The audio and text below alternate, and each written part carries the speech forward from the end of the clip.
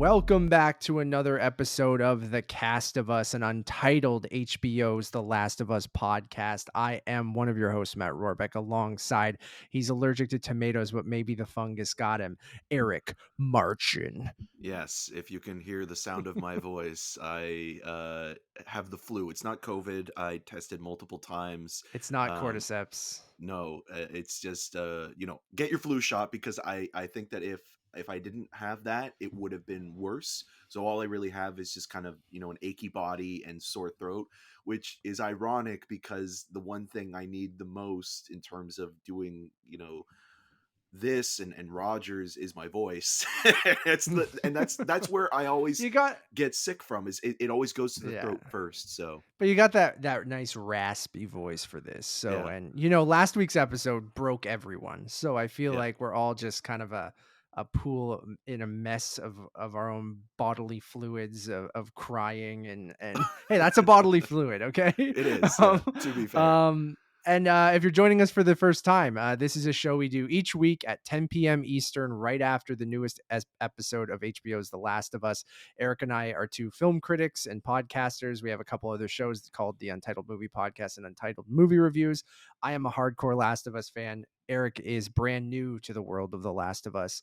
And each week we break down the newest episode step by step, scene by scene, and kind of give you all the little details, little character moments, and things that we noticed in that week's episode. Today we are talking about episode 4, directed by Jeremy Webb. It's a hard thing to follow last week's episode, Eric, but how did you feel about this week's episode of The Last of Us? You know what? It's a good episode. It's mostly I guess like if you're looking at it from the point of view of only having watched, the 4 episodes in total, it will feel like the most as filler, I think. But then it's also going to be an interesting conversation to have once we review episode 5 because it is a two-hander in a way, a companion piece. It feels like it's one whole extended Yeah, or this movie in a weird prologue to way. episode Yeah, 5. Yeah. yeah, it's Dune Part 1 in a weird way. Yeah. um but You're I not think wrong. it's really good, and again, like, I think it sets the stage in a way that it's like again, you'll appreciate it more once you get into episode 5.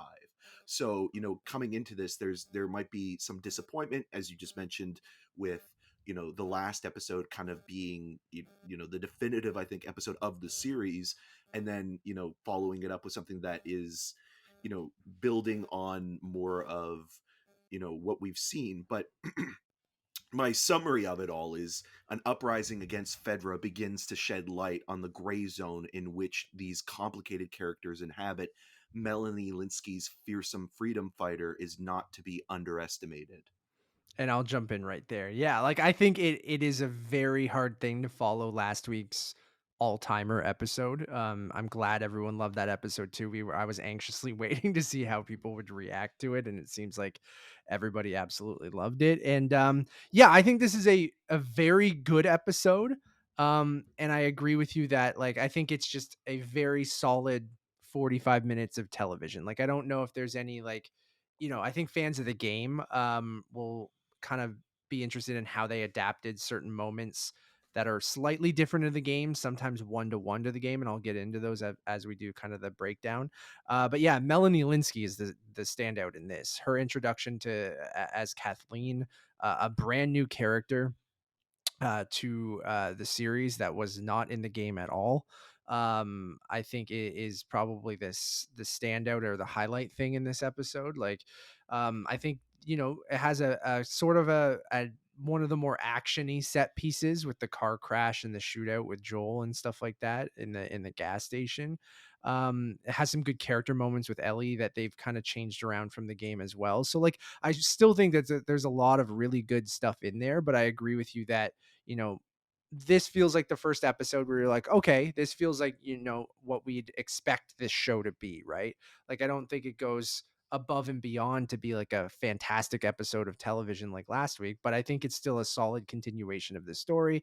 It advances the plot, gives a little bit of character development, and is still just an exciting, enthralling hour of television, because like once we get to the Kathleen character and what's going on in the Kansas City quarantine zone and in that city in general, I think is really interesting. So yeah, I still really enjoyed this episode, but yeah, it is very much a prologue, even with that stinger of an ending, like the cliffhanger ending. Like obviously people who played the games know where that's going a little bit, but I think it's a great ending for people, and an intriguing ending for people who haven't played the games. So yeah, I think it's a very good episode of TV.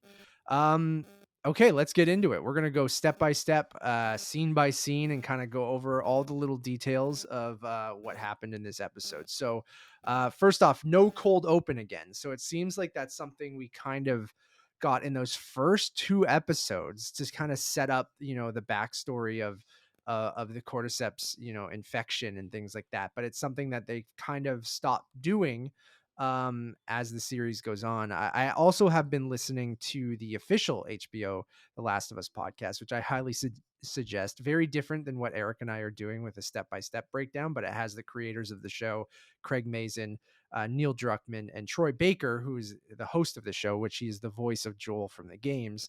It's great. They give little tidbits on why they made certain choices and things like that. And I loved the one thing that they said that they were going to originally do was they took a shot of an open window and were in like every episode and was going to use that to begin every episode. And you had to, like, instead of skip intro, you had to hit play. They said that idea ended up being kind of dumb and they didn't end up using it. But it's just interesting to see that we go right into the title sequence. So after the titles, we have Ellie playing with the gun that she took, Frank's gun from the last episode, in a washroom of kind of a gas station. She's kind of looking at the gun, pretending to shoot it, closing one eye, looking at the mirror, cocking the gun, taking a bullet out and looking at it. I think it's just I mean, I think the gun you'll see later in this episode is going to be very important, so starting there I think is a good spot. Eric, at any point you can interrupt me and say Okay, good. whatever I you just wanted to want. make sure that that I have that, and we make that very clear that part of this is kind of doing a back and forth, and sometimes, you know, that interruption is there, but also, I want to make sure that Matt, is the voice here because he knows what he's Shut talking up. about. Every time you say step by step, I kind of want to start singing the New Kids on the Block song. Sure, Um, I'll but try not to but that avoid that. scene as well, and I have it written down, Dirty Washroom, Yeah. reminds you a little bit of, like, it's Bella Ramsey's Robert De Niro Travis Bickle moment in a Yep. way where it's like, her kind of posing in the mirror with the gun and, you talking to me kind of thing. And again, like, it kind of gives you an idea that, this is going to be Chekhov's loaded gun, or Frank's loaded gun in this case, and how that's going to probably come into play later on in this episode. So they deal with things in a way that I think they don't prolong certain aspects. Like, they get Yeah. to the point when they need to, and I think that that's really important as well when it comes to the storytelling, where, they're not going to stretch out, the weapon that Ellie has in, her backpack for like 4 The episodes, and final then, act, yeah, or something like yeah, that, and and then you like, remember that she has it and it's this big moment at the end or something no, like they that. they Yeah. deal with those things in a very mature and quick way. Like, even again, going back to the beginning of episode 3, when, Joel and Ellie are talking about Tess, and Ellie says, "Don't blame me for, Tess Yeah. death," and like that's something where it's like that would normally be, extended in terms of character development until later on, and then they would have this kind of breakdown and falling out, and then that would be the sort of the main sort of source of the argument. But again, like, it's very smart where it's like, okay, we know where to, put these plot points and where to kind of conclude them and have those payoffs. And then, we'll talk about it more, but even though, Kathleen is sort of the guest star of the week, played by Melanie Linsky, the way that they talk about Henry, and we'll talk about him more at the end of this episode and into episode 5. Even though you don't really see him much in this episode, his presence is always felt, and I think that that's another Yeah. important aspect of it, where it's like the character kind of has this sort of presence throughout the entire episode of like, oh, this guy is a traitor, an informant, and also you're not really getting any picture of him other than the picture that Kathleen, is sort of spouting out, and that perspective is obviously biased. that's interesting as well, and where that kind of goes into, segueing into episode 5. Yeah, totally. In the end of this one. Yeah, I love how hard they're going with like Ellie being very aggressive. We talked about it a little bit last episode too of her kind of examining the infected in the basement of the farmers market store that they go into and stabbing and killing it. So I feel like it's something that they're really trying to hammer home, and they're planting the seeds early for the character, I think, too, to be kind of a little bit more aggressive and kind of sees how, maybe gets that a little bit from Joel, but also just kind of, someone who's grown up in this world and takes not necessarily pleasure from it, but, has no qualms with being a little bit more aggressive. So Well, there's an Ellie then inquisitive quality, right? Like, I yeah, think that, like, to your point, that, like, she is, an adolescent, and she's been basically sheltered by Fedra for all of her yeah, that's life. true. And, like, maybe the aggressive nature isn't just aggressive, maybe it's also adapting to the environment in which she's in Totally. now. So, yeah. Yeah. Sorry to Yeah. interrupt you there. I just wanted to add to that Stop point that with you that. You're made. allowed at any point. Stop. Okay. That's the point of this. I have to keep going through plot, and then whenever we want to talk about something, please jump in. So she leaves the gas station, meets back up with Joel. Joel mentions that they have to get gas every hour because the gas is broken down over time, so they have to siphon it from cars. Um, Ellie goes, "Oh, so you guys used to travel around in these things like everywhere?" He's like, "Yeah, you could drive for 12 hours on a tank of gas or something." He's like, "Oh, so where'd you go?" And he's like, Nowhere. nowhere. Like, really. So then he tries to explain how to siphon gas, and Ellie knows that he's just kind of bullshitting and making it up as he goes, and he doesn't really know how it works. Then we get the introduction of pun intended too. So Ellie pulls out this book of puns that she found. And you can kind of start to see Joel and Ellie's relationship here. Like, I know they've gone through kind of a lot at this point, even in a very short period of time. But we started to see it at the end of last episode, and we're seeing it even more here that they're like, Joel's still closed off, but Ellie's trying to get to him by, just inserting some humor, right? So, like, some really stupid puns that Joel hates, but obviously is kind of starting to enjoy them as we see, um, you know, at the end of this episode as well. So, you see, I love the shot too of their very not pristine, but like this blue truck in this sea of overgrown, rusted down cars. Like, I like that just the powder blue on that truck driving through. So Joel and Ellie get in the car, they start to drive towards Kansas City. Um, Ellie finds a tape with Hank Williams in the car. They put that on, which is the song from the trailer, the original first trailer, which is called. Alone and Oh, forsaken. thank you, my friend. Alone and Forsaken. Ellie finds a porno mag in the back, a male porno mag in the Called back, Breaking. um, called Breaking. Yeah, which was clearly Bill's that was left in the back seat. She makes a joke about the pages being stuck together, and she asks why that they would be stuck together. Joel doesn't really quite know how to answer, which I think is funny and interesting because his daughter, when she passed away, was at an interesting age where he maybe wouldn't have talked about that stuff with her yet or didn't know how to, right? Where Ellie clearly knows, you know, more and just says I'm fucking with you and then throws the porno mag out the window. Yeah. So then we get I just want to go quickly ahead. say, with the Hank Williams song as well, she does make references like, "Oh, is this something that you used to listen Oh to?" yeah. And it's like, this was before even my time, and like, again, like, when I think when you're younger, and everything around you, especially with people, but even with artifacts, are much older, so you always kind of associate things, well, maybe they know about it just because they're Yeah. older as well. And so with that, like, it's just kind of funny where, he knows Linda Ronstadt, but Hank Williams is something that is way before his time. So Yeah, but and even Ellie growing up in this world, right? Like yeah. everything pre-cordyceps or pre-outbreak day to her would probably be like, "Oh, you would know about that, right? Because you lived during that time." like anyone who lived in the before times, I guess is how we put it.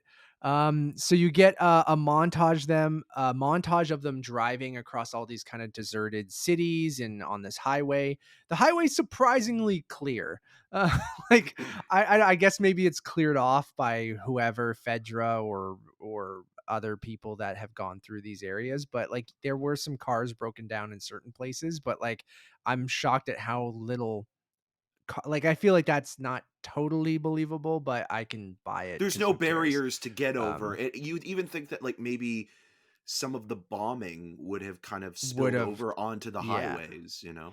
Yeah, so that's one thing where it's like a very clear highway that they're driving on and stuff like that, where I'm like, all right, suspension of disbelief, someone cleared it off. I don't know. They pass Arby's. Yes, they do, which is fantastic. You do see broken down train tracks though, like which is like a, a bridge for a train. That looks like it was bombed out or something happened there where the train is stopped and the bridge is bombed out. But as they get further, Joel says like we got to stop to camp for the night. So I kind of just like this that he just pulls off the road off the highway and into um, kind of a field, drives into a forest, and just parks the truck into a forest. Um, so they set up camp, and what I mean by camp is that they can't light a fire because it could, uh, Attract you know, raiders or slavers, yes, and because that the fungus Ellie aren't originally out asked. here, so Yeah. yeah. Yeah. Basically, Ellie originally thinks it's for the infected, and Joel's like, it's not for the infected, it's for other people. Or she goes, oh, it's for other people. And then he's like, are they going to hurt us or something? And he says, maybe something even worse, kind of hints at just horrible things people have been probably doing. Raiders, like Eric mentioned as well. Well, because Joel Um, also knows that, and this is, I think, the sort of the main theme of this episode, and we'll learn more about this as we go on, is that Joel knows through experience of that he's yeah. what he's had to do in order to survive, and some of the things he's Yeah. done are unethical and morally ambiguous in order to make it through a day. And so what he's done, he's probably thinking, well, if I am capable of doing those things, what Yeah. else could somebody else do in order to survive? And I feel like that's going Yeah. to be something that this episode will be defined by, where it's like that gray zone of, in order to survive, you have to do some pretty horrible things, even if you are still considering yourself to be a good person. And, Yeah. it Totally. pushes you and tests your limits. Yeah, absolutely. Yeah, she says, "Will they rob us?" And then Joel goes way more in mind than that.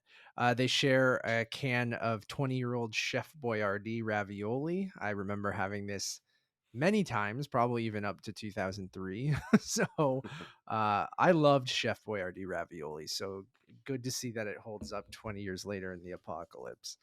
They take sleeping bags to go to sleep. Ellie makes a comment about hers that smells pretty good. Joel goes, "Oh, that must be Frank's then." Bill Love took a that. shit in his. It's pretty Yeah. funny. Um, I really like Pedro Pascal's like kind of internalized acting in this scene as well when they both lie down to go to sleep. Like it's a lot of his performance because he's more reserved in these early episodes. It's a lot in his face. And it's not subtle because the camera's clearly on his, his body and is meant to be looking at how his face is moving. But like I just like that you can kind of tell what he's thinking by just looking at Joel's face in this show. Like that's what I really like about Pedro Pascal's performance, because in this moment they both go to sleep, or he says go to sleep. They both lie down, and you can kind of just see in his face that he's both starting to care about this girl a little bit more, and that she's not just cargo at this point. At least that's what I'm taking out of it. And that he's like contemplating his feelings about all of this. And then, and I think thinking about the comment that Ellie just made of going, are they going to rob us? And then to Eric's point that Eric just made, Joel knows what these people are capable of, because it seems like, when he's talked about his past, that he might have participated in some of this stuff. So you can kind of see that in his performance as he's lying there, not knowing if he should go to sleep or not. So I thought that was great. But then Ellie wants to ask a serious question. She says a line that is a pun. Joel answers correctly. I forget what the exact pun was. Was it the crow in the field or something like that? I thought, Um, oh yeah, the scarecrow and yeah, yeah, it was that's great. the one line I don't have written down. No, So I don't either, but he it's was just a great outstanding in moment his between the field. 2. That's kind of Yes, what the line outstanding in was. his field is Yeah. great. So Joel answers the pun correctly. I think it's just a great moment between the 2, and that the pun book is weirdly the thing that's bringing them together. And this episode, I think you see that throughout. So, because like, this is the first time I think Joel has smiled maybe in the whole series. Like, I don't know if he has up until this point, but like, that there's that moment where he answers the pun correctly of he's outstanding in his field, in his own field, and Ellie's like, "You fucker," like, that he gets it right, and you can actually see that he smiles, and I think that's really, really great. Ellie is then worried that people will find them right before she goes to sleep. Joel assures that no one will find them. Um, he looks around, looks at his gun that's, a foot or two away from his sleeping bag. Um, They have and an then we electric cut. lantern as well instead of Yes, a to have a fire. little bit of light, yeah. Yeah. So then we snap cut to Joel standing up and, like, looking out, and Ellie's sleeping soundly, and Joel can't sleep. He's up all night protecting, Ellie in case someone comes around. So I thought, like, just a fantastic scene overall, I think, this camping scene of just them starting to bond even more. Like, you did see it at the end of the Bill and Frank episode in episode 3 as they're kind of dealing with, the ramifications of that. But I feel like, that moment of them leaving Bill and Frank's in the car and everything we've seen up to this moment, like, you're starting to see that wall break down. You're starting to see him care about this girl. So, I think this is a fantastic scene to kind of set all that up. Yeah, and it Um, also helps set up another important player in the morning, which is coffee being brewed. Yeah, baby. Joel loves coffee, which is straight from the game as well. I will say, some of this stuff is new. Like, it's hard to kind of say exactly what's new and what's not because they've changed a bunch of stuff up now after the end of last episode. Like, they skipped certain sequences, like a school sequence, and some of the more actiony moments from the Bill stuff in the game. I don't remember this exact camping moment, but they've taken lines from different parts of the game and kind of inserted them, in stuff here. So Joel in the morning, Ellie wakes up to the smell of coffee. A cup of Joel. She yeah. She kind of crawls over to the coffee pot that Joel's brewing, opens it up, smells it, and goes, "Oh, it smells like shit," or burnt shit, I think she Burnt says, shit. or Yep. something like that. Yeah. Um so he stayed up all night. Obviously, that's why he's making coffee. Ellie hates it. She makes a comment about Starbucks in the QZ. So then I go, wait, did Starbucks stay open in the quarantine zones after all of this? I'm like, that's like the most capitalist kind of thing. Like, use your food rations to go get some Starbucks in the quarantine zone. It's I like a think is Subway in the Red Dawn remake. It remains yes, open even though the exactly. invading forces are coming. Like, when she mentions, "Are these like those Starbucks in the quarantine zone?" I'm like, "No fucking way Starbucks stayed open after the fucking outbreak day." Like, that was ridiculous. So Ellie kinda makes some jokes about coffee. Joel discusses about trying to find Tommy in Wyoming, It gives which more is interesting. backstory to Tommy about like how he calls him a joiner and Yes. he joined Desert Storm and always kind of leaps before thinking about what he does, and then A lot also of he joined causes, yeah. the Fireflies, and that's how Joel kind of knows a little bit about that group because he was kind of keeping an eye on Tommy as he was leading this cause and to save the world. And he calls it a pipe dream, and is speaking this bitter truth as he's sipping down on this old expired coffee. And again, the ravioli and the coffee, like those little touches about like what you can ration and what is familiar from the old world for a character like Joel, I think really does solidify a comfort weirdly in those little kind of Yeah. almost they're minute details, but you feel like, okay, well, these kind of things survived in some way or another, and they really kind of give you a little bit of pleasure in a place that really lacks any of that. Yeah.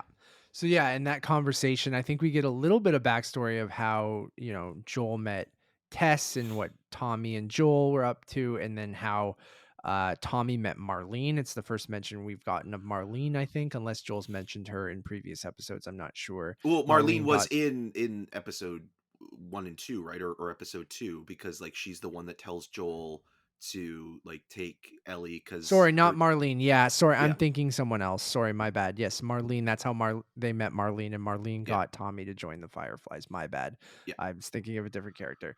Um, What character were you thinking so of? Do you know? well, yeah, We'll get we'll there. get, Okay, okay, we'll gotcha. get there eventually. Um, so I think that's like Joel's starting to reveal a little bit more of his, his history, which I think is interesting in this moment. Ellie asks him like, if you don't think there's hope, like why bother continuing, or why? Because Joel's a little cynical in these conversations and stuff like that. Like she's like, why bother living? Essentially, like why bother going on? So Joel goes, you go on for your family. He's like, but I'm not your family, you're cargo. But Tess was like family to me, so I'm doing this for her. So, even though he's opening up a little bit and we're seeing a little bit of that, like as he kind of notices himself doing that, I feel like he closes down again, right? So Yeah. like I feel like he closes up the minute he goes, I'm oversharing, or I'm sharing too much with this girl. I'm literally just trying to get you here. I'm trying to find my family, my actual family, my brother, and then my, partner who passed away. Her last dying wish was for me to do this, so that's the only reason why I'm doing it. So he kind of shuts down. um and then this is all the conversation in so then they get into the truck, they start to continue again.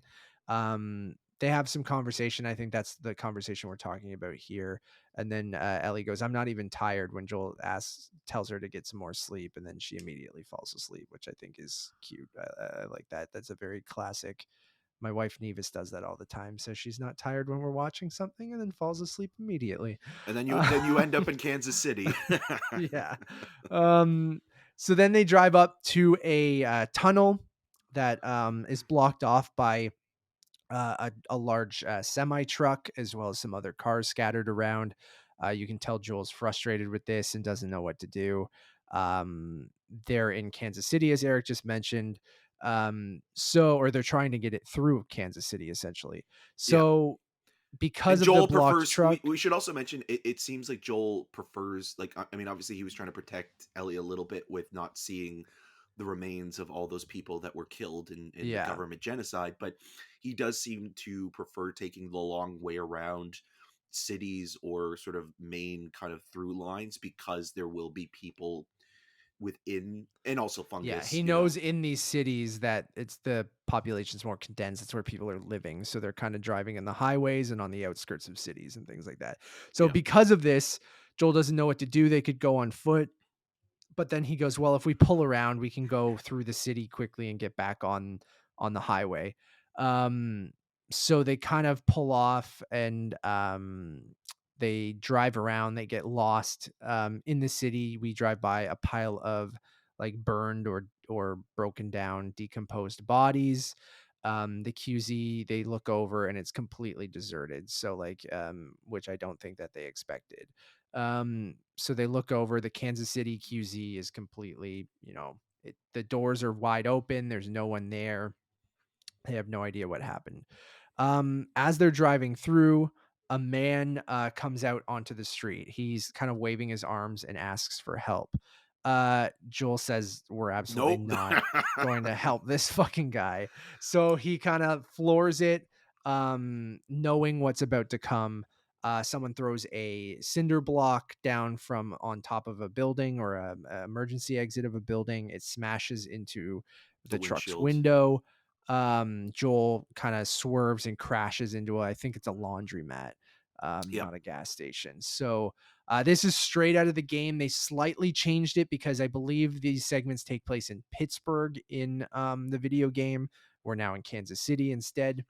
Um, and this sequence is slightly different, but it's very much from the game. This exact thing where these raiders are trying to um, attack them for whatever reason. So Joel and Ellie, he asks Ellie if she's okay. She is. They get out of the car. Joel grabs his gun.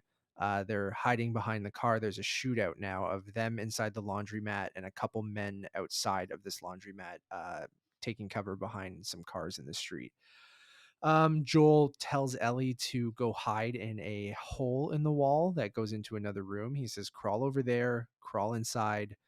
Don't come out until I tell you, essentially. Like, I will cover you. They will not hit you. Don't worry. Ellie obviously rattled at this moment. Um, she does what Joel says, so she crawls and hides in the room through the hole. Uh Joel shoots one of the men. I like this moment because it does feel ripped straight from the game. Like, these gunfights are exactly how they kind of happen in the video game, and I'm surprised at how well these action scenes capture that. Like, they feel very video gamey while still being cinematic, if that makes sense. I know the games are very cinematic, but the gameplay sometimes isn't, but they've managed to capture that really well. Even in that clicker moment from episode 2, felt very authentic to the game, and this shootout feels very authentic to the game. So when he shoots one of the guys and you hear the other guy, you motherfucker, like, it's that kind of like um non-play NPC dialogue that you hear in a video game when you shoot another character, where it's like his buddy says some random line and you might hear that repeated every gunfight you get into. I felt like that just felt so authentically like the video game, so I really love that. Love the Doritos machine in the in the laundromat. A guy Classic. comes after Ellie at this point where Ellie's hiding. Joel shoots that guy, but then another man attacks Joel, Brian. pins Joel. Yeah, yeah. Joel pins Joel down and is strangling him to death. It looks like actually Joel at this moment will not get out of this.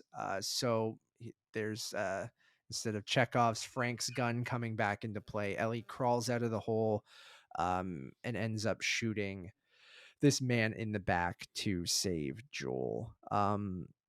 What's even more fucked about this is Ellie shot him in the spine, it seems like. So the man is not dead. He's not a young boy, but a younger man, probably in his 20s, I'd say. Yeah. And the performance, I think, is really good of him begging for his life, essentially. Like, Joel just being very shocked that Ellie has the gun, that Ellie saved his life. um Basically, he's begging for Joel and Ellie to save him. He says his name is Brian. He's trying to get out of it. Ellie looks horrified at this moment. The man's just saying, please don't kill me, I'll do anything, I'll help you, we have people, we can help you, we can trade things. He puts his knife down and says, like, I'll trade you this knife. Joel then turns to Ellie and says, "Get back, in the other room." So Ellie, kind of mortified at this moment, crawls back in, and Joel, we hear him not waste a bullet, which I think is interesting, and go up and kill Brian with his own knife.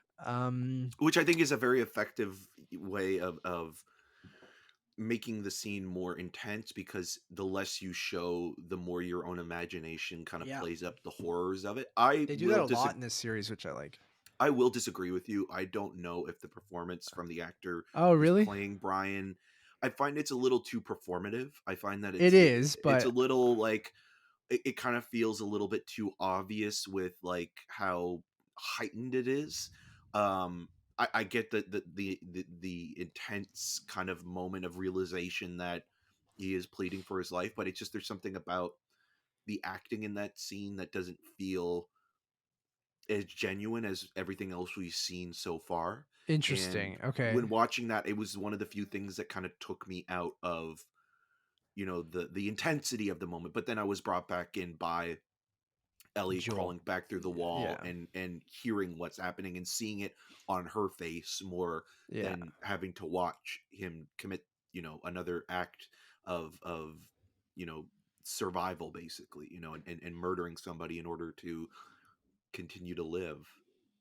Yeah, I'll push back again a little bit on the performance, just because, like, I do agree that it was more over the top than anything we've gotten before this, but I think with him being young in his either, early 20s or even late teens. Like to me felt like that scared boy came back in, and it was like to me very intense of him not being able to feel his legs. And like I see where you're coming from, but I don't know, I fully bought into it at that moment.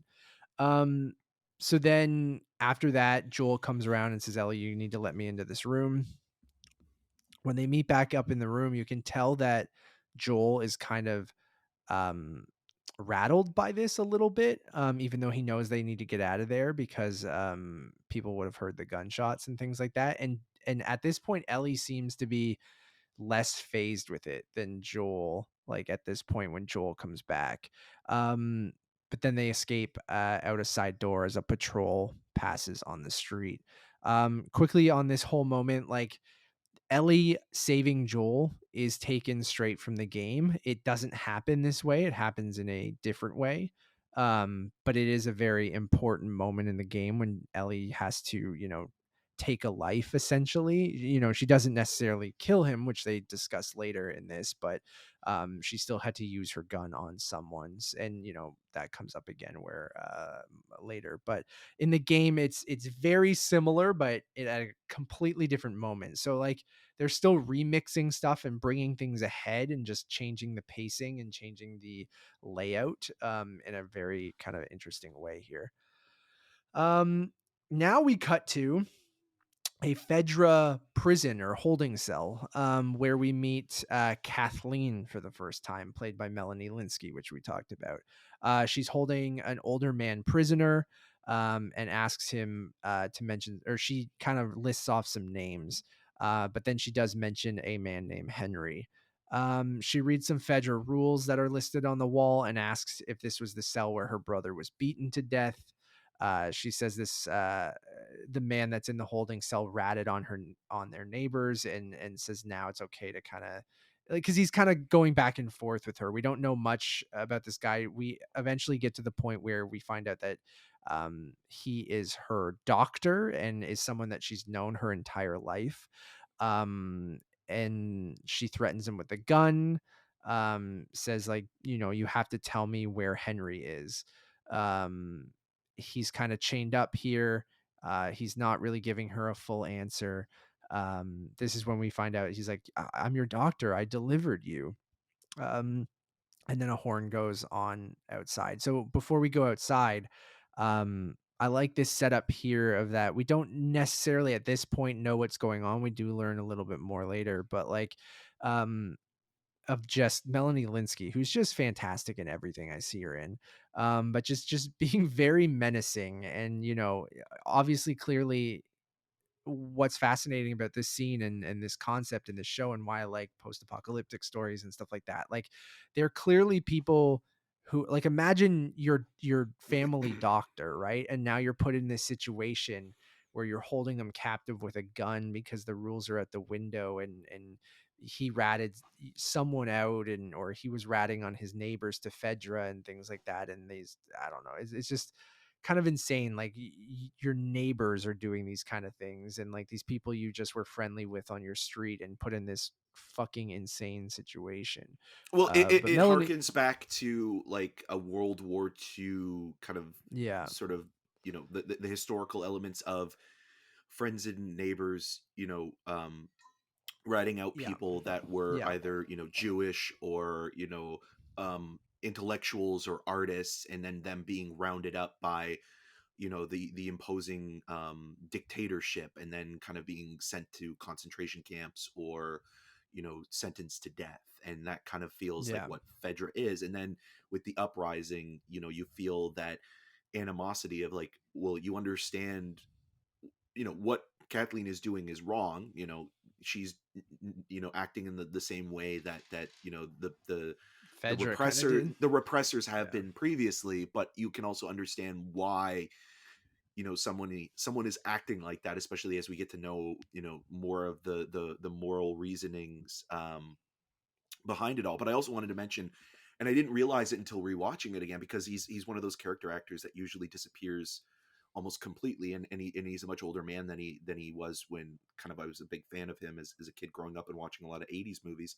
the doctor, Dr. Edelstein, is played by John Getz, and John Getz, for a lot of people, will be best known as the lead in the Coen Brothers' Blood Simple, and also he Oh, yeah. was the third in the love triangle in The Fly.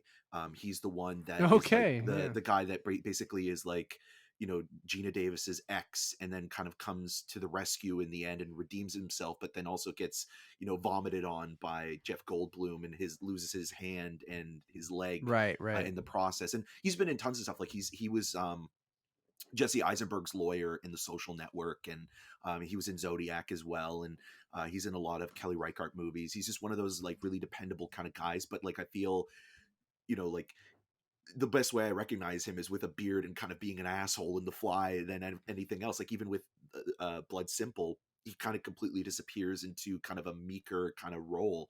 Um, so yeah, it's always wonderful to see people like that pop up as well. And again, I think it goes to whoever the casting director is, or that department is spot on with everybody that we've mostly seen. I know I complained about the one actor who played Brian, but just in terms of even like a role like that, and having a really Yeah. wonderful character actor to act opposite In a very somebody. small role, right? But, Yeah, like, I who we mean, both, I mean, yeah. Melanie Linsky, we've talked so much about like how amazing she is in that first season of Yellow Jackets, but I mean, she's Yeah. been doing it for ages. I mean, working with people like Peter Jackson, and with, Heavenly Creatures, and kind of coming up at around the same time as Kate Winslet, and, you know, very underrated. And, you have these two amazing actors who will probably be seen, in this by millions of people than a lot of independent stuff that they've been doing in the Yeah. last little while. So yeah.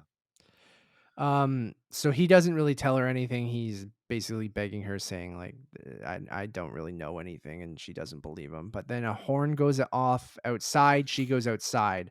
The dead kid Brian is on the ground that Joel killed. He's been brought back to Kathleen. We then see Perry, who is played by the Perry. Jeffrey Pierce, who played Tommy in the original game. So um that's pretty dope. Shout out to them. Like, we're going to start to see this a little bit more of, we know that Troy Baker and Ashley Johnson have roles in the show. Obviously Merle Dandridge playing Marlene, reprising her role from the game. And now we have Jeffrey Pierce, the original Tommy, now playing Perry, who is a kind of mercenary or kind of second in command to Kathleen in this kind of rebels group. So Sweet beard. he yeah, great beard. Just I didn't even know it was him until I think much later, where, I should have known based on, the voice sounds a little bit like Tommy's from the game, but obviously without that kind of Texan kind of accent and stuff like that. And I just didn't clue in until later because I just didn't know he had this sick beard and get up. But he's great in this. So he plays Perry. He comes in, he has a conversation with Kathleen about what's going on, that they don't know, what happened here. They think it might be Henry, but there was another shootout with these people, and they lost them essentially. She goes, uh, does he need a doctor? Like, will he survive? Can I get him a doctor? And they go, no, there's no hope for poor Brian. So then she goes in and shoots the doctor.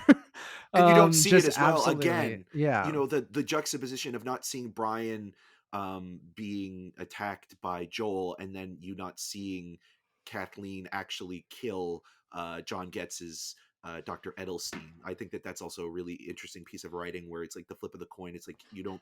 It's still brutal, and it's actually even more so because you know what's coming, you know it's going to happen, but the way that it's framed in the composition and in the cinematography, it's more frightening, having that distance between you and the person committing this horrific act, either out of revenge or survival. Yeah. Um, just absolutely ruthless. She then goes outside and says basically Henry did this, like pointing at Brian and basically all of this stuff that's going wrong, and saying find every collaborator and kill them all. So then this militia or rebels group kind of goes out, and they have the like "We the People" spray painted on the side of their trucks, and kind of all that kind of interesting uh signage or kind of insignia that you get that we've seen kind of in those like January 6 insurrections in the US, and kind of even the in Canada here, some of the in Ottawa when they took over the streets, the what the The fuck did trucker they call those, convoys and the yeah. yeah, the convoys and shit like that. So um I think that's kind of interesting, showing all that kind of imagery on the cars and stuff like that. And they're driving big Hummers and kind of tank like vehicles that they've obviously stolen from Fedra. So they're going around and basically searching the whole town. So kicking down doors, looking in buildings, plowing through, cars with plows and army vehicles, trying to find whoever this Henry man is. Joel and Ellie are then hiding in a nearby store. They said that they can wait it out until, but someone will find them soon if they stay in the same place. Uh, Ellie at this point then asks Joel if he's okay. He reluctantly kind of asks her the same thing. He says he didn't hear the guy coming, and Ellie shouldn't. He basically is apologizing at this moment. He goes like, "You shouldn't have had to do that." Like, he obviously feels bad that he got caught in that moment, and that he was in a position where she felt like she needed to come out and essentially murder a man. Um, she then reveals that she does sorry, it knows what it's like. It's the first time you hurt someone like that. Oh yeah. So he's just like, he knows what it's like to like have to hurt someone, and he doesn't want this young girl to kind of, have to do that. He feels genuinely bad at this moment. And that feels like a scene Um out of out of Logan a little bit too, where yeah. like Logan, there's one point where he talks about like when he's I think it's when he kind of meets those other kids later on in the movie, and how he talks very candidly about how every kill he's ever made, good or bad, you feel it and you carry it with you for the rest of your life, and it Yeah. becomes even more like there's no way that a lot of these people can see psychologists now, and things like that. So like the No. baggage that you have when it comes Yeah. to that moral ambiguity of what you've done in life, it begins to take a toll. And like Yeah. Joel understands that probably better than anybody, and is also more forgiving. Again, this is a really this is a really well written scene, because in cliched writing, you would think that like, oh, Joel would say like, oh, thank you for saving my life, but you still shouldn't be using this gun. Let me take this away from Yeah. you. And like, I wrote this down. It's like the best way to protect someone is to teach them how to protect themselves, Yeah. and Love that. that's kind of what Joel does in this moment, where Yeah. it's like he could easily say like, Joel, like Ellie, like, thank you, but I don't want you to have a gun. But he's like, I don't no, want you to like it, accidentally shoot me or whatever, and then or like kind of give yourself, her, yeah. but it's like, no, like actually you came through, and again, like, okay, I'm gonna at least teach you how to properly use this and Yeah, you keep it saved in my your life, bag. so Yeah. yeah, you saved my life, so I do owe this to you, right? There is a moment where Ellie starts crying a little bit and explains that it wasn't her first time of having to hurt someone. She doesn't necessarily go into detail at this moment, but obviously very emotional that this isn't the first time she had to hurt another person. Joel then gives the moment Eric was just mentioning, he gives the gun back to Ellie, and shows her how to kind of properly hold the gun. So where to place her finger, kind of how to hold it so no one can kind of grab it out of her hand or anything like that. And like again, you're starting to see him open up. He's apologized for the first time. He's kind of showing her, he kind of goes, "All right, this girl, she knows what she's doing. She saved my fucking ass. She was the one who did this. I need to kind of give her some credit." So he gives her the gun, shows her how to use it. She looks pretty happy about this after that. He's kind of trusting her to have this gun at this point. Um, I like the line that he says, "Put it in your pack or you'll shoot your damn ass off," because she wants to put it in her pocket. And then that very nice line of like, "We'll get through this," and then with the Well, reply, it's like "I know." Tiff. Um, Remember that old yeah, yeah. RBC No, act? that's We'll such get a through this. niche reference. No one will get that except for like the Film people who festival have gone to goers. TIFF. Yeah. Yeah. We'll get through this. Yes, I do remember. Yeah. Lily, how will you live? Ellie, how will you live? Um, So then at this point, I keep writing his name just as Game Tommy, but it is Perry. So Perry, we cut back over to Perry, who comes over to Kathleen and mentions that he found a sign of Henry. He brings her into an apartment building through a facilities room and into an attic. They open up and go into this attic, and then there are signs that people were living there. There are drawings of kind of superheroes, like child like drawings of superheroes on the wall. There's some old cans of food, possibly some maybe beefaroni this time. I don't know. I didn't get a look at it, but Chef Boyardee's somewhere there. Um, Kathleen says that like Henry and Sam must be out of food, so they had to leave this place. And it seems like Henry and Sam. I don't know if this is the first mention of Sam at this point, but they mentioned that Henry and Sam are out of food, so they probably had to leave this place and had to look around. But they should be around this area. So they leave the attic, they go down, and they find like a sinkhole type thing in the ground, which then kind of grumbles and then makes some noises, and they look very unsettled by this. Um, they say that I think at this moment they say that they cannot tell. No, Siri, I'm not talking to you. Nope. Yeah. They tell they shouldn't tell the others. Sorry, I'm rattled. Siri, no. Um, they say they shouldn't tell the others, about it. Yeah, Um, I think it's also important to mention with this scene as well. Like you're looking at it from the point of view when they're first kind of when Perry leads Kathleen into this apartment. You're first thinking, oh, are they on the trail of Ellie and Joel?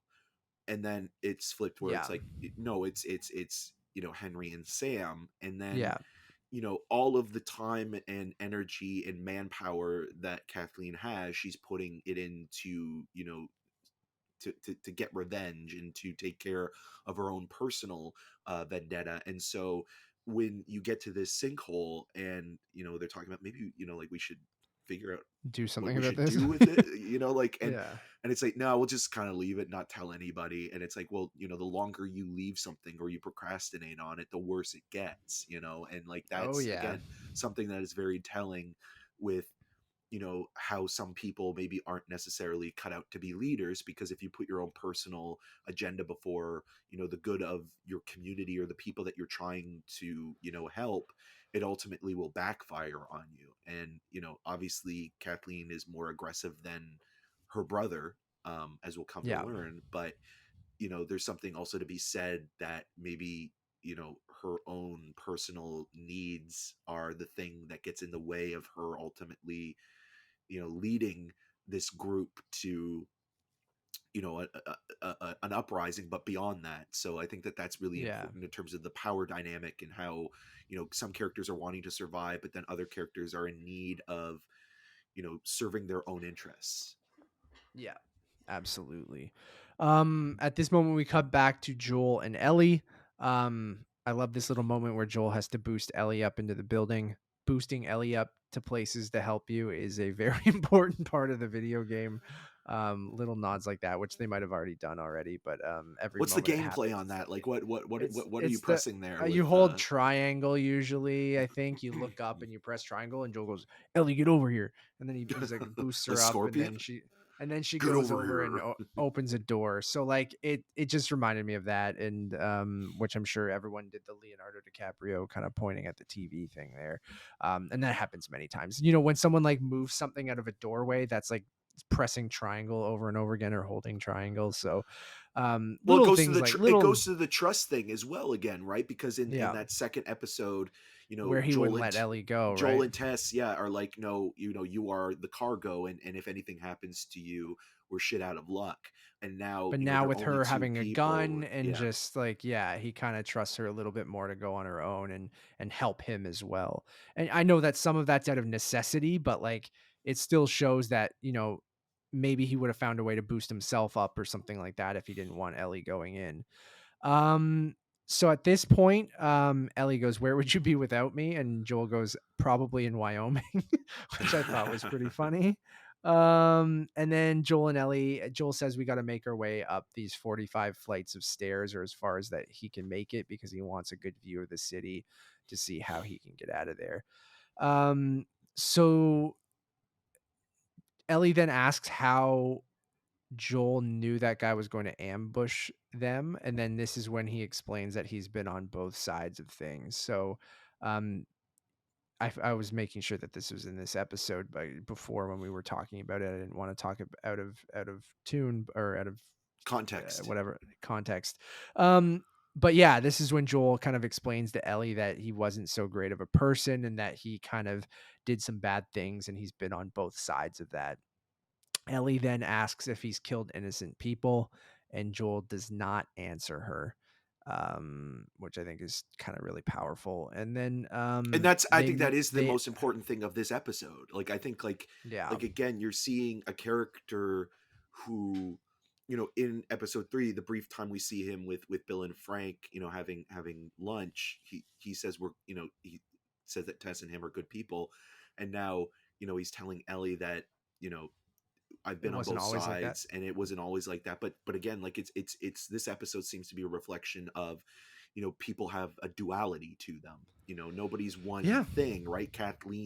especially in Uh, this world, right? Like, Kathleen was a victim and has suffered horrible loss, but now she's turned into the perpetrator, and she's turned into, the villain of the piece.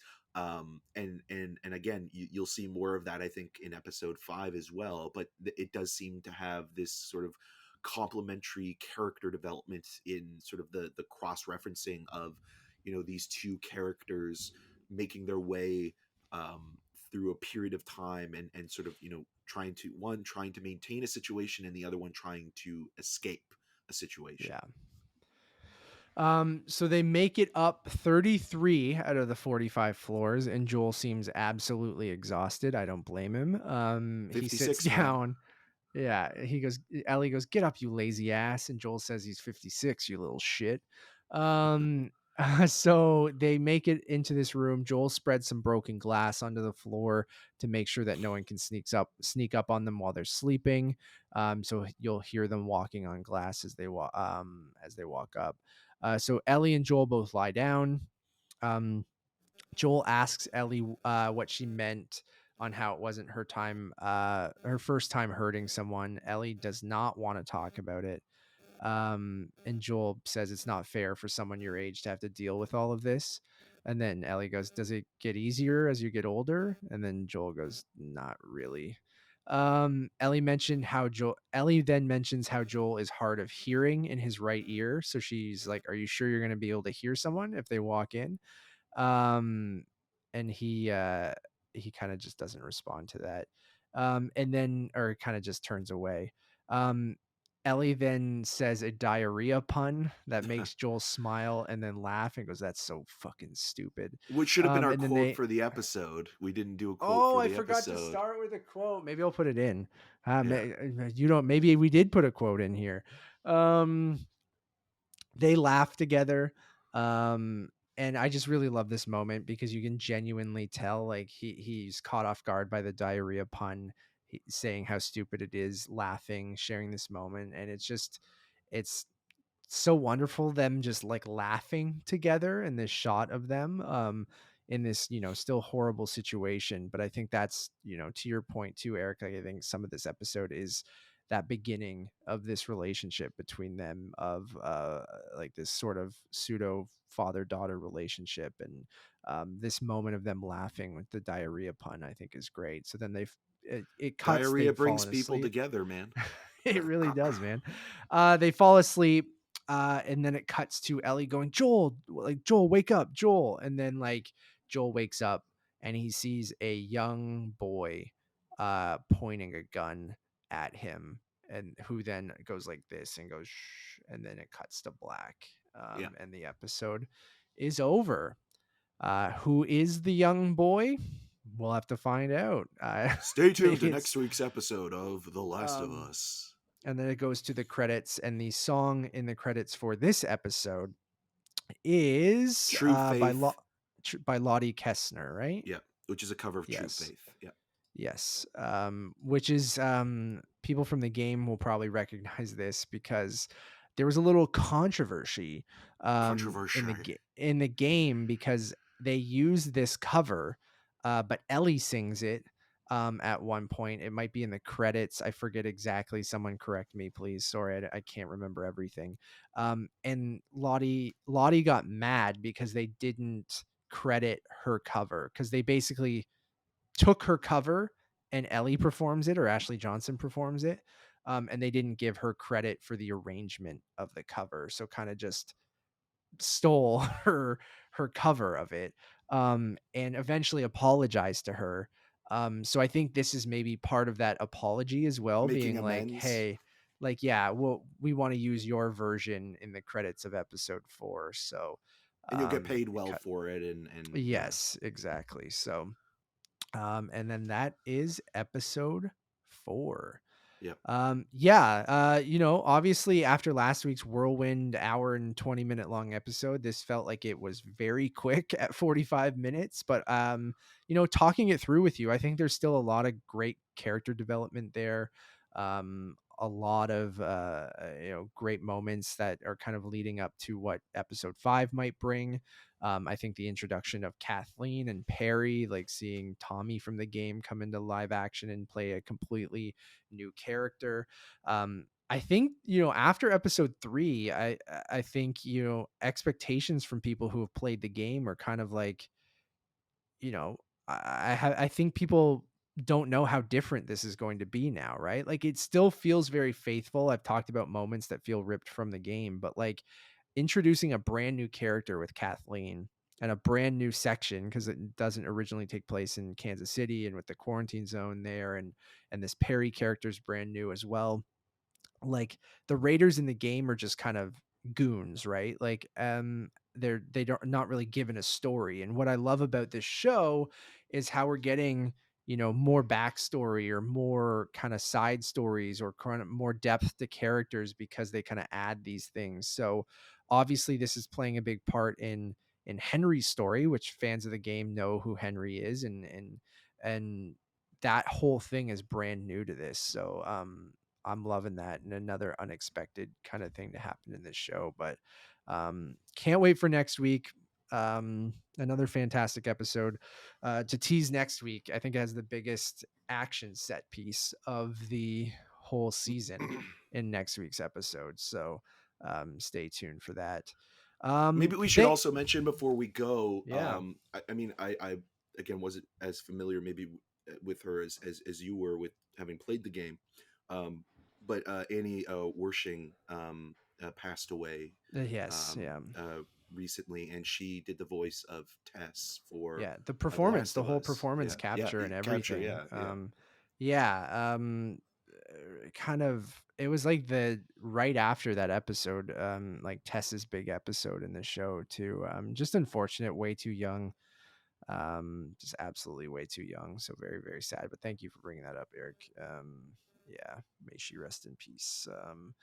Thank you all for listening or watching. We really do appreciate it. We will be back next week, 10 p.m. Eastern, for episode 5's breakdown, recap, review.